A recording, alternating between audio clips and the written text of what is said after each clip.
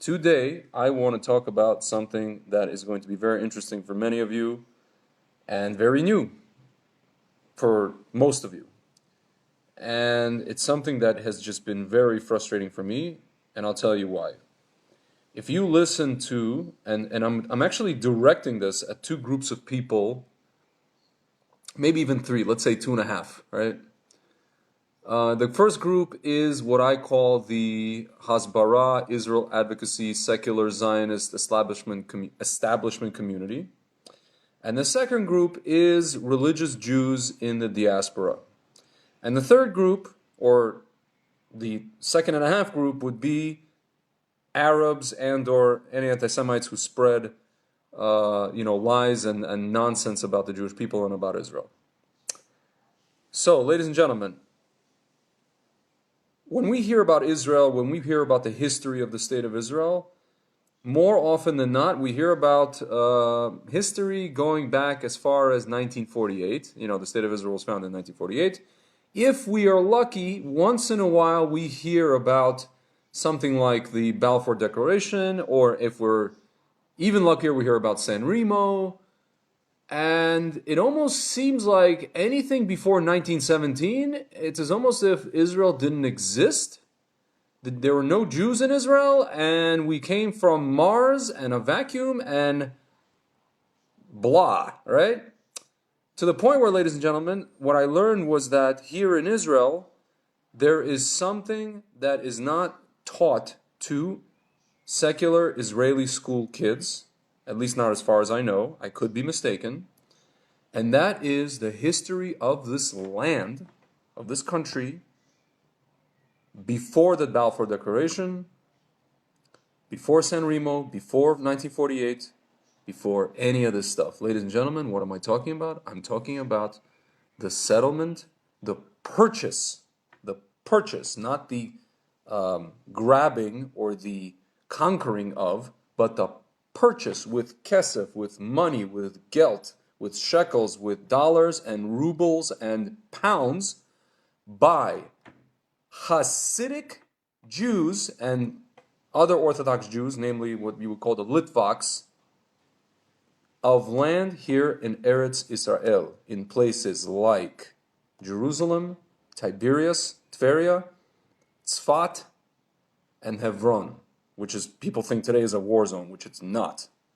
Ladies and gentlemen, so now, lucky for me, and lucky for everybody, that none other than the Jewish Agency, out of all people, have a whole list of all of the religious rabbis and leaders who came to this land that I'm sitting here today since the year 1700s. And on the Jewish Agency website, you can see all of these instances of when these rabbis and these leaders and the movements got up from their places where they were in Lithuania and Ukraine and Belarus and Russia and other places in Europe, and I think other places also in the North Africa and what we call in Iraq and the Middle East. And they came to the land of Israel, ladies and gentlemen, and they were the people that started physically building this land, buying and building it. So by the time we got to the State of Israel Declaration, ladies and gentlemen, we already had something that was already built by these people, these Hasidic Jews, with peyot, and with hats, and with streimels, mit streimel, right? With the bekisha, right? Ladies and gentlemen, you know that song, "We built this city on rock and roll." They built this place, okay? And don't let anybody tell you otherwise. Ladies and gentlemen, so now I'm going to go ahead. You know what I'm going to do? And yes, it's going to be very, very, very, very tedious, ladies and gentlemen. It's going to be super tedious. But I'm going to read to you all this stuff so that you get a really, really strong perspective about what I'm talking about. And then you will understand what the Jewish people and what people in general, when they are being educated about Israel, what they're actually being deprived of. And there are reasons for this. And those reasons are very, very dubious. And it's actually very messed up. What the Zionist, today's, what we call secular Zionist establishment is doing by omitting this history. Because it's actually a crime. It's mamash a crime. So I'm going to read this. Okay, this is entitled The Zionist, okay, so there's the Zionist Aliyot from 1882 to 2000, till today. But now there's a list. Here's a list. Here you go. This timeline draws together the different trends and critical events in the 18th and 19th centuries, meaning the 1700s and the 1800s, demonstrating how several courageous religious leaders and communities before the modern Zionist Aliyot formed the basis for modern Zionism around their yearning to settle Eretz Israel. Ladies and gentlemen, why did they want to come to this land? They didn't want to come to this land to start a government or to have an army and attack people and whatever. They just wanted to come here and sit and learn Torah and make yeshivas and shuls and communities and learn Torah in places in what's called the four holy cities, in Heffron, which is earth, Tveria, which is water, Jerusalem, which is fire, and Tzfat, which is air. Ladies and gentlemen, so I'm going to read you this tedious list, and if you fall asleep, okay, you fall asleep. But you know what? I want people to have a perspective. Okay, so let's start. The year 1700, Rabbi Yehuda Chassid, Yehuda the Chassid, moves to Eretz Israel accompanied by hundreds of his followers. In preparation for their arrival, residents of Jerusalem build dwellings, so there were already people here in Jerusalem, and a synagogue. A few days after his arrival, Rabbi Yehuda dies suddenly to the dismay of his followers. Yeah, ladies and gentlemen, there's a lot of famous stories about big rabbis who came here, after like these crazy journeys through, swamps and all these kind of things and bandits through the Ottoman Empire. And by the time they got here, something happened and they died. Okay. Just so you understand perspective, those of you people who don't want to make Aliyah, get on a plane and be in Israel, 12 hours later or 24 hours later, just so you understand what these people went through to make Aliyah out of religious reasons. Okay. 1720, Arab residents of Jerusalem break into the synagogue built for Rabbi Yehuda HaChassid, just destroying it and expelling all Ashkenazi Jews from the city. The attack results from a debt the Ashkenazi community owed the Arab residents from the time of Rabbi Yehuda HaChassid. So I guess we came and we had some real estate deals that we wanted to buy land, and we owed the Arabs money, and the Arabs got upset, and they attacked us. Okay. Ladies and gentlemen, so as you can see, Hajj Amin al-Husseini is not the first person to incite attacks of Arabs by Jews. This goes back to, probably further back, but at least to 1720. Okay. 1740 to 1750. Thousands immigrate to Eretz Israel under the influence of messianic predictions. Among the immigrants is Rabbi Moshe Chaim Luzzatto, as I mentioned to you guys before, the Ramchal, the renowned author of Mesilat Yesharim, the Kabbalist Rabbi Chaim Ben Attar, author of the landmark Or HaChaim commentary. The large immigration greatly increases the size and strength of the Jewish settlement in Eretz Israel. 1740, still.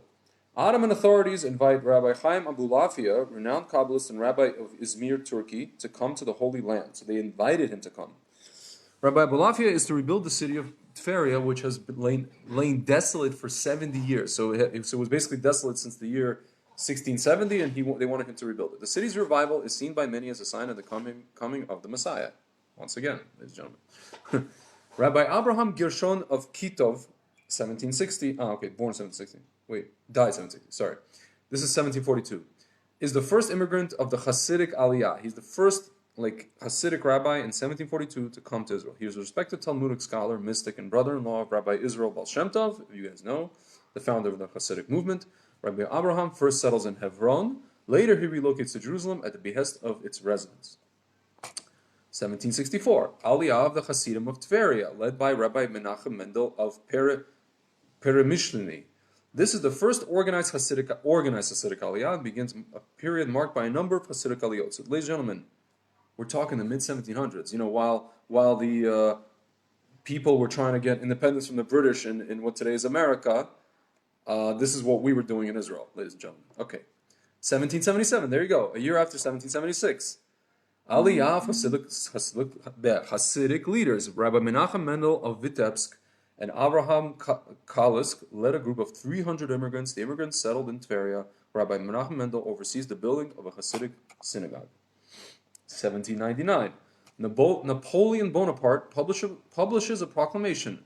Rightful heirs of what was then called Palestine, take over that which has been conquered and remain its master to maintain it against all comers. Many Jews in Israel and Europe received the proclamation with joy. So, ladies and gentlemen, we're talking about, we sit around and we talk about the Balfour and San Remo. Ladies and gentlemen, 1799, Napoleon Go and take your land. Many Jews in Israel and Europe received the proclamation with joy. Ladies and gentlemen, we're talking about 120 years before Balfour. Napoleon, ladies and gentlemen. Hello, McFly. And for those of you guys, I'm telling you again, the guys who do the Zionist education, you guys are criminals. You guys are doing criminal stuff here, and I'm here to fill the gaps here. Okay. 1799, Rabbi Moshe Sofer admonishes the Jews of the diaspora, go and travel now. This occurs on the 7th day of the Jewish month of Av, 2 days before Tisha B'Av, 4 months after Napoleon's proclamation. With great passion, he discusses his high hopes for nearing redemption and hints the importance of taking practical measures to hasten its coming. Ladies and gentlemen, these people were not Lubavitchers. They were not Rav Kook people, Dati Leumi, Zionists. They were religious Jews. They wore black hats and bekishes and streimels, and they were talking about Mashiach is coming, let's make aliyah. No nefesh b'nefesh, no Jewish agency, no sal klita, money that they hand out, no apartments, no cars, no nothing. Mashiach is coming, let's make aliyah, get on a horse and buggy, get on a boat, let's go, yalla. The Khatam Sofer, one of the most famous rabbis of the past, 200 years, ladies and gentlemen. I feel like I'm taking crazy pills, in the words of Will Ferrell. Why doesn't anybody notice these things? I feel like I'm taking crazy pills. The population of Eretz Israel, 1800, is 300,000, of which 5,000 are Jews. So probably most of those people were still, Arab and Ottoman and Turks and all these different people, Christians. Most of the Jews are concentrated in Jerusalem, Tzfat, Tiberias, and Heffron. Religious places, the 4 holy cities that I mentioned. 1806. Ladies and gentlemen, bear with me. Napoleon I revokes his support of a Jewish homeland and equal rights for Jews. After coming under strong anti-Semitic influence in Pressburg, he gathers Jewish leaders from across his empire in order to amend Jewish law and to abolish Jewish nationalism. So the same person who told us we can do it, actually no, this is the person after him, said, I'm sorry, we're done with this shtick, too late, sorry. Okay, 1808, Jews don't listen, 1808, first wave of disciples of Rebbe Eliyahu of Vilna, the Gaon Vilna, who I mentioned yesterday to you guys, arrives in the Holy Land led by Rabbi Menachem Mendel of Shklov. The new immigrants journey to Tiberias, seeing the strong Hasidic community there. They relocate to Tzfat, where they foster a warm relationship with the Sephardi community.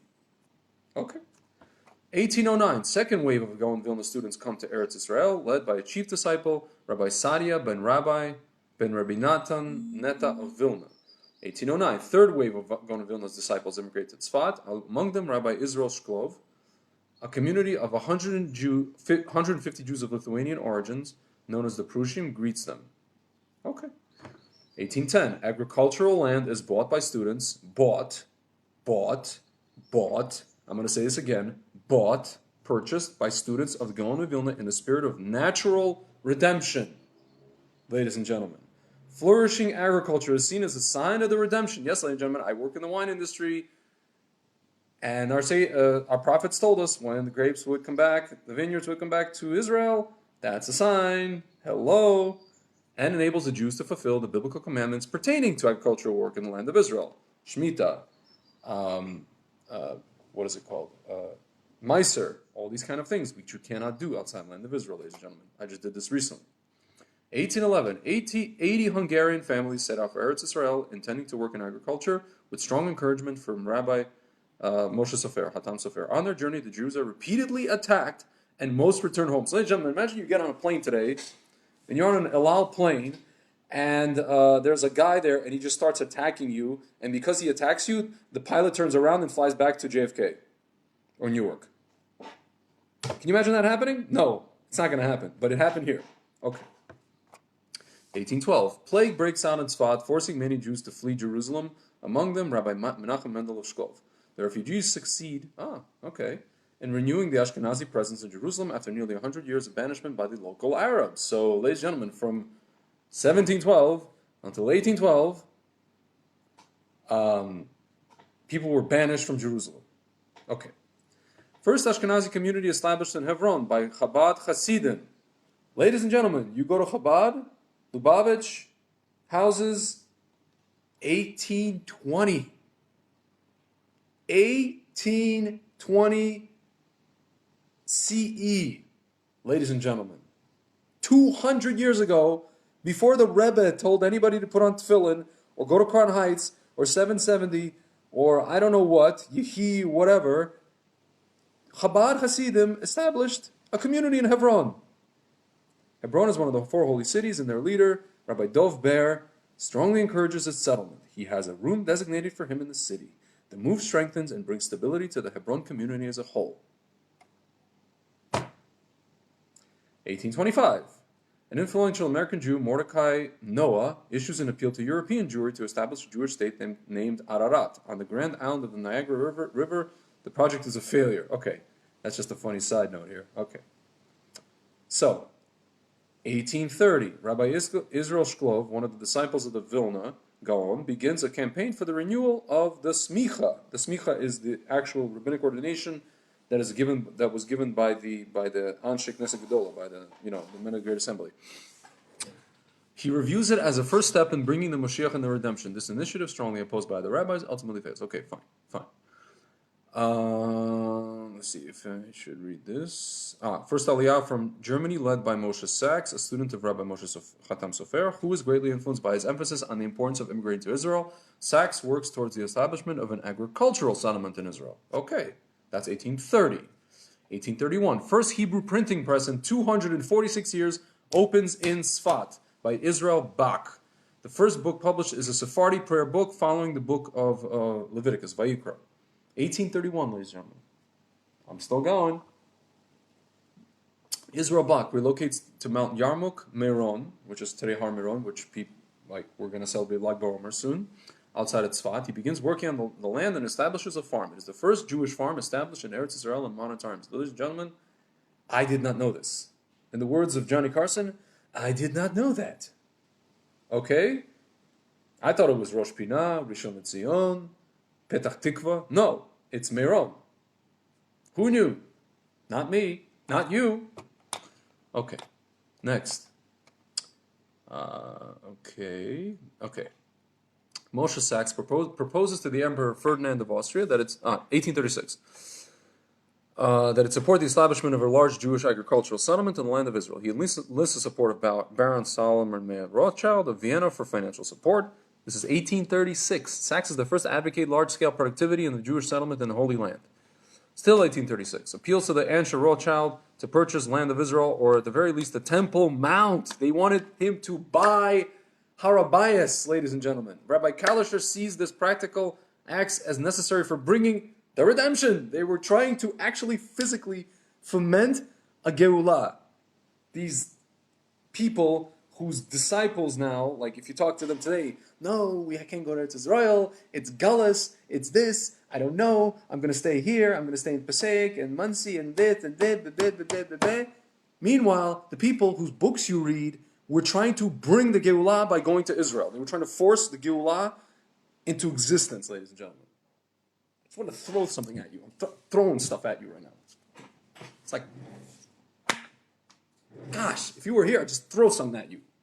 Gosh, sorry, I'm just worked up right now. All right, earthquake in Sfat, 1837, destroys much of the city. Some 5,000 people are killed, of which 4,000 are Jewish. Many of the surviving rabbinic scholars relocate to Heffron, leaving the Jewish community in Sfat numbering only 1,500. Okay. Big moment here. 1838, Rabbi Yochanan Tzvi Shank, disciple of the Chatam Sofer, immigrates to the Holy Land. He soon becomes a major figure in the building and financial support of Jerusalem. He is one of the first to settle outside the old city walls in the Nachalat Shiva neighborhood. Nachalat Shiva, ladies and gentlemen, today is part of what's called Nachlaot. It's a very kind of hippy-dippy neighborhood of Jerusalem. I say this with love. I used to live there. I don't live there anymore. I sometimes go there. Actually, the mikveh that I go to is there. Hopefully I'll be able to come back to go there. But it's in Nachalat Shiva. So that neighborhood, 1838, ladies and gentlemen. 1838. Still 1838. Moses Montefiore becomes Dr. Eliezer Levi becomes Moses Montefiore's secretary. He is the driving force behind Montefiore's efforts in developing and assisting the Yeshuv in Eretz Israel. 1839. During his first visit to Eretz Israel, Moses Montefiore comes to an agreement with Muhammad Ali, not the boxer, ruler of Egypt and Palestine, for the acquisition of land and establishment of agricultural settlements in Israel. A blood libel in Damascus ruins his plan. As a precaution, Montefiore begins disguising his Zionist activities as philanthropy. Ladies and gentlemen, we made agreements with Arab leaders in 1839 to purchase land here because of religious reasons, ladies and gentlemen, not because of somebody was persecuting or whatever. We had to make an army or a state, just religious. And I'm not against the state, I'm not against the army. I'm just telling you what the origins of this country are. And it's the origins are not what you were told in some seminar somewhere, okay? And in some video. It's right here, what I'm reading to you, ladies and gentlemen, right over here. This is the ikar, as we say, of the whole, this is the key to the whole equation, okay? Don't let anybody tell you otherwise. 1840, a widespread messianic prediction sparks a renewed interest in immigration to Eretz Israel. From the book called Kol HaTor. It's a book written by the Gaon Mivilna. He talks about, certain conditions for Mashiach, and a lot of people got excited and they moved to Israel. This prediction is circulated in the Balkans and in Eastern Europe, which is actually called Dispersion and Longing for Zion. Okay. 1840, Rabbi Yehuda Alkalai begins spreading his belief that this is the time of the Mashiach. He believes that settling the land of Israel will hasten the coming of the redemption. See, ladies and gentlemen, I feel like these rabbis, when they were saying these things, I feel like they understood that that was at that point only the beginning of the process of Mashiach. Meaning, yes, we have to go to Israel, but I don't know. Listen, I don't know if they thought that they were necessarily the generation that would see Mashiach. A lot of those rabbis actually said that they themselves do not wish to be like living in the era just right before Mashiach, because that would be a very scary time, as you could see with what's going on right now around the world. We are now bearing the brunt of what these rabbis wanted to avoid, which is to not live when Mashiach comes. And I think we, as much as we're going to merit, as Rav Kook says, our foibles, our foibles are great, but also great are our consolations. So our problems are great, which we see, but hopefully our consolations will be even greater. Okay. 1843, Rabbi Yehuda Alkalai publishes Minchat Yehuda. Oh, ladies and gentlemen, that's who this is. This is a person, oh my goodness. Oh wow. Ladies and gentlemen, if you want to scare the pants off yourself, go and buy this book. Go buy the book entitled Minchat Yehuda by Rabbi Yehuda Alkalai. He is a Iraqi Kabbalist. He says, in the book he elaborates on the need for human initiatives which will hurry the coming of the redemption. But I'll just tell you really quickly, this book, oh yeah. Minchat Yehuda. Okay. Amazon. Oh no, I'm sorry. I'm mixing it up with another. There's another book called Minchat Yehuda, same name. That's a book written. Oh, so this is the book I'm talking about, by Yehuda Fetaya. Okay, ladies and gentlemen, I apologize. Fine. But if you guys want to scare the pants off yourself, buy this book called Minchat Yehuda by Rabbi Yehuda Fetaya, an Iraqi Kabbalist, where he talks about, demons and, all kinds of crazy stuff. Angels, demons, and all these resurrection of the dead, world to come, just reincarnation, and, fun things if you really want to know about them. But anyway, okay, I digress. Fine. 1844, the Philadelphians, a Christian Zionist group, is founded in England and supports the Jews' return to Zion. So this is not the first time that we've seen, like you guys noticed that we have evangelical Christians in America who are supporting people returning to Israel. So that they're not the first ones, and probably won't be the last. Okay, the group supports Kibbutz Zion movement, which assists the Jews in their efforts to resettle the Holy Land. 1852, the Association for Promoting Jewish Settlements in Palestine, is what they called it, is established by British Christian Colonel George Gawler. Its activities, including training Jews in Eretz Israel for agricultural work, as well as publishing literature on the benefits of a large Jewish settlement for Britain. So this was kind of a self-serving thing for England, right? 1855. I'm just trying to see if it's... Okay, fine. I'll just keep reading this.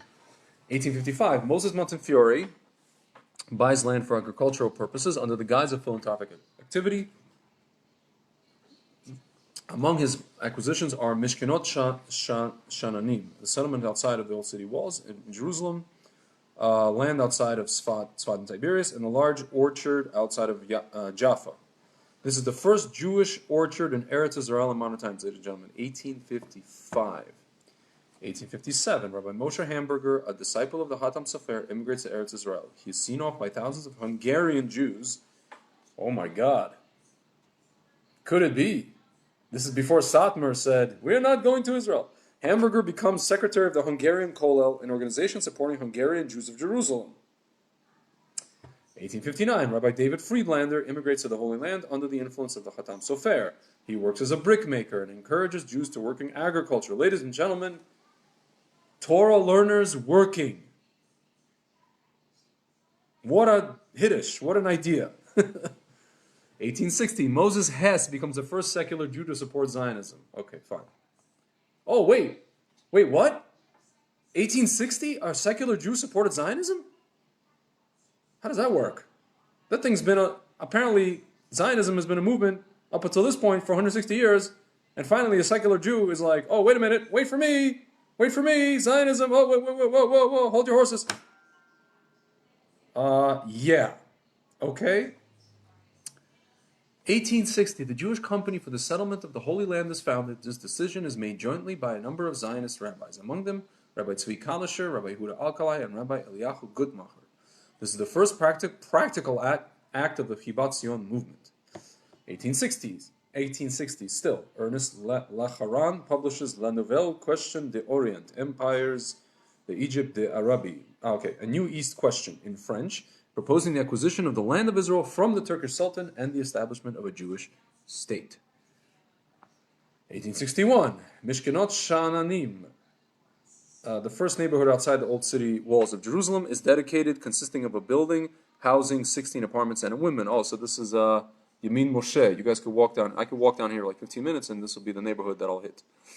The project is funded by Sir Moses Montefiore of England, together with Judah Turo of, I guess, named after him as Turo College, that a lot of you girls like to go to, to get your degrees in America, and Gershom Khurshid of America. 1862, Rabbi Kalisher publishes Drishat Zion, Seeking Zion, the first Hebrew book to be published in Eastern Europe, promoting agricultural settlement in the Holy Land as a way of bringing the, what's that word we've been using? Redemption.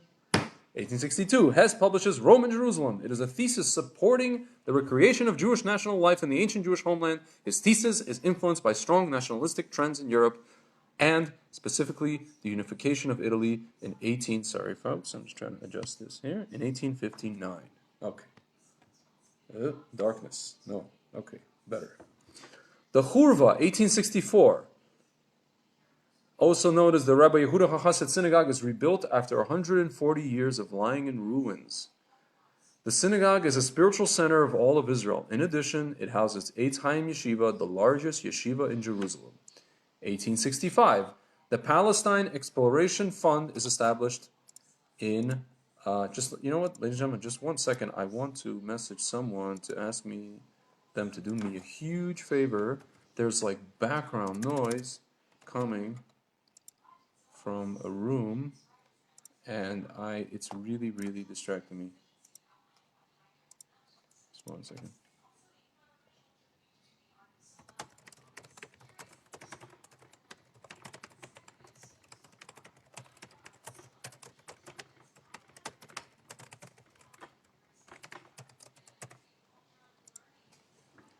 Okay. 1865, the Palestine Exploration Fund is established in England. It is established by a group of energetic Gentile supporters of Jewish settlement in the Holy Land. Among them is archaeologist Charles Warren, who conducted major excavations in Jerusalem and predicted Jewish self-rule in their homeland. 1866, the Seeker of Zion Orphanage is established by strong supporters of the Chibat Zion movement. Its name implies that the verse Zion has no seeker from Yirmiyahu, describing the destruction, is no longer true. 1867, Rabbi Eliyahu Gutmacher joins Rabbi Kalisher. Ladies and gentlemen, you know what? Let me read down the list. I just want to see how much longer I'm going to torture you with this. But I want to continue. Actually, not much longer. Okay, fine. Eliyahu Goodmacher joins Rabbi Kalisher in publishing Shalom Yerushalayim, Peace of Jerusalem, in addition to Rabbi Kalisher's Drishat Zion, 1867. The Reform Movement. Oh! Good Morning Sunshine removes any reference. Oh, okay. Removes any reference of Zion from its prayer services. The movement views Judaism as a religious, not a national entity. So, ladies and gentlemen, for those of you who are telling me in the religious community, those of you in the Frum community who are telling me, oh, Zionism, Rav Kook, yeah, this, that. Ladies and gentlemen, the people who saw this as a national entity are the people that I just spoke about for the past 30 minutes. The people who've been coming here since the 1700s. They didn't see necessarily us having a government or an army, but they understood that we're a nation. A nation has its land based on the Torah, and let's do something about that. Right? The Reform Movement, which now participates in the World Zionist Congress, ironically, and where some people came here to do to make what do they call those, kibbutzim and kibbutzes and all the work on kibbutzes and all these wonderful things. Ladies and gentlemen, 1867, the Reform Movement, I'm repeating this again, the Reform Movement removes any reference of Zion from its prayer services. The movement views Judaism as a religious, not a national entity. Take that in your pipe and smoke it. 1868, Rabbi Kalisher gives Napoleon III a detailed proposal for the settlement of Jerusalem in the preservation of the nation in the Holy Land. Foundation by North African Jews of the Machane Israel quarter outside the Jerusalem walls. 1870, Mikvah Israel, the first agricultural school in Eretz Israel, was established by the non-Zionist Kiach organization, Hebrew acronym for Alliance Israelite Universelle. The move is strongly encouraged by Zionist Jewish Company for the settlement of the Holy Land. Still 1870, Rabbi Yaakov Reines, an esteemed Torah scholar, is also knowledgeable in secular studies, corresponds with Rabbi Kalisher, affirming his support of Zionism and the need for a national solution to the Jewish problem. That was his solution, not the other solution that we heard of, unfortunately. 1872, Rabbi Joseph Natunik creates the first Zionist newspaper, Zionist, Das Einige Israel, in German. Among issues he discussed is the need for a Jewish homeland in light of the persecution of Jews in Romania. So now we're finally starting to come to the idea of Israel being what's called a bomb shelter state. All right, this is like 1872 now, not because of redemption or Mashiach or any of these wonderful, floaty things, but just because we don't want to get killed in Europe, right? And finally, ladies and gentlemen, at least on this list, 1873, Rabbi Akiva Schlesinger publishes a plan for the organization of the Jewish people based on democratic principles. It is based on an orderly military model. Eretz Israel is to be the Jewish homeland with Hebrew as a national language. And I want to read about this rabbi. I never heard of him before. Ladies and gentlemen, I'm appalled. I'm not appalled by the information that I just read to you, but I am appalled by the people. If any of you people who are in the what's called the secular Zionist establishment, or even in the religious community, who are going to listen to what I just spoke about, I'm appalled at you. I'm frankly very, very disappointed. I'm very disappointed. I don't understand you. I really don't understand you. On some measure, I kind of do understand you. I understand the secular people. I do. But, it's interesting, like, there are people walking around campuses telling us that we have no claim to this land, that we're a bunch of European interlopers, that we came, and we took, and we this, and we that, and we attacked, and we usurped. Ladies and gentlemen, and you have this information in the palm of your hands, and you're not coming back to those people with this information. And for the religious people who are walking around and giving us your, I'm sorry to say, nonsense, your nonsense about we can't go yet, and this is Zionism, and you're doing this, and you're doing that, and meanwhile you're quoting psukim and you're quoting ideas from the books of the people that I just spoke about, who were saying themselves that we have to go and settle the land of Israel when it's a swamp. I mean, you guys, I'm sorry to tell you, this is some criminal stuff. This is criminal on your parts, both of you. I hold both of you groups responsible for this. Okay, Rabbi Akiva Yasser Schlesinger was a noted Orthodox Jewish rabbi who served as a rabbinical leader of what was then Pressburg, Hungary, but was now Bratislava, Slovakia. Schlesinger was born in Hungary but immigrated to Eretz Israel. He was a disciple of Rabbi Shmuel ben Benjamin Sofer, the Katav Sofer, and Moshe Schick, the Maharam Schick, Okay, this is just authored books. Okay. Additionally, he is known for his unsuccessful attempt to reinstate the blowing of the shofar when Rosh Hashanah falls on Shabbat. Okay, which had been banned since the times of the Talmud under the edict known as Zera de Rabba, named after Rabbi Bar Nachmani, a noted Amor of the late 3rd and early 4th centuries. At times, he made very, very controversial statements regarding such things as the political nature of early kollel systems, of dispensing funds to poor Israeli Jews, not to be confused with the more contemporary use of the term kollel, which refers to postgraduate institutions of Talmudic study, and the takana of Rabbeinu Gershom relating to polygamy. Because of this, there was a time when his written works were put on. So he was put under harem. So, ladies and gentlemen, so now you can sit here, you people in the religious community, you could say, well, a lot of these rabbis were put in harem. You want to tell me that the Gaon Mivilna was put in harem for telling people to go to Eretz Israel, telling his students? I don't think so. If anything, he put someone else in harem for something else, not to do with Israel, for spreading different Torah ideas. That's a separate conversation, right? Which I won't get into right now.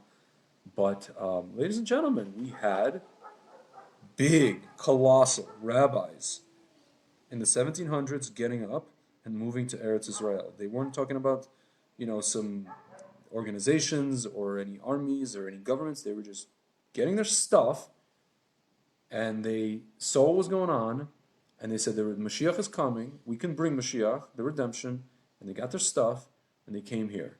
Some of them came back, some of them died when they got here, some of them died on the way. And the funny part is again, ladies and gentlemen, the Reform movement, in the late 1800s said, well, we have nothing to do with this. This is just a religion. This has nothing to do with nationalism or national movement or land or anything. And then about 100 years later, or some years later, they came here and worked on kibbutzes. When the secular establishment finally woke up and said, well, maybe we'll start a country and a land and, screw all of you religious people. I know you've been here for 200 years, 150 years, but screw you all.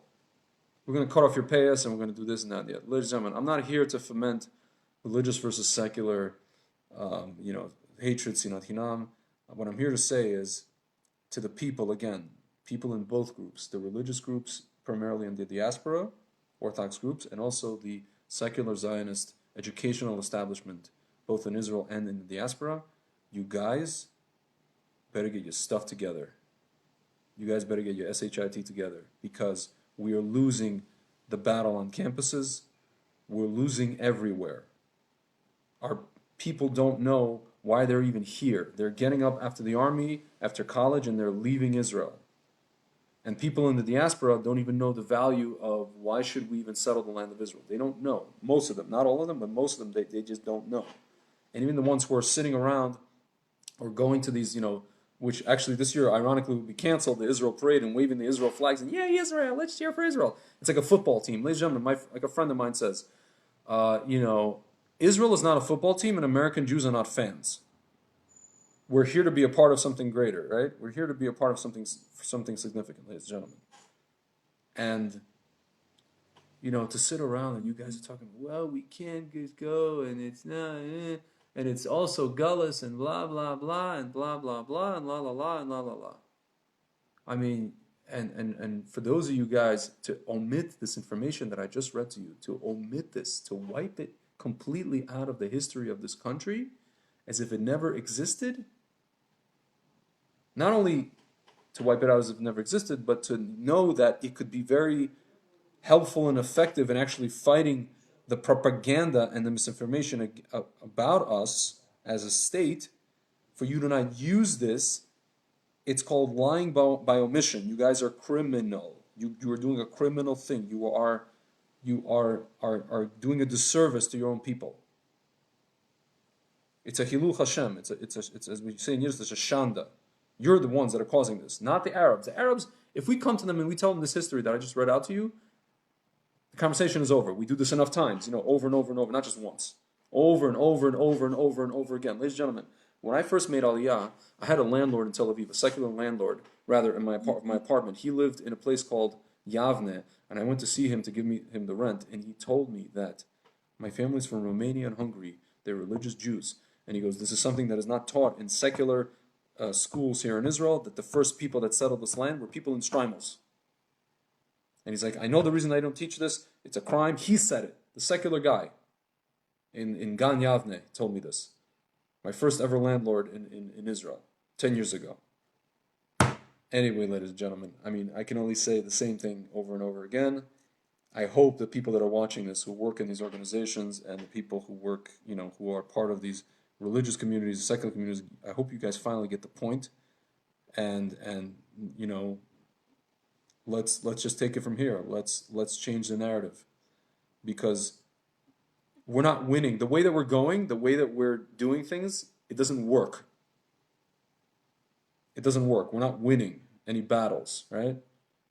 We have to not change the story. We have to tell the real story, the rest of the story, As the guy on WABC radio says, and now you know the rest of the story.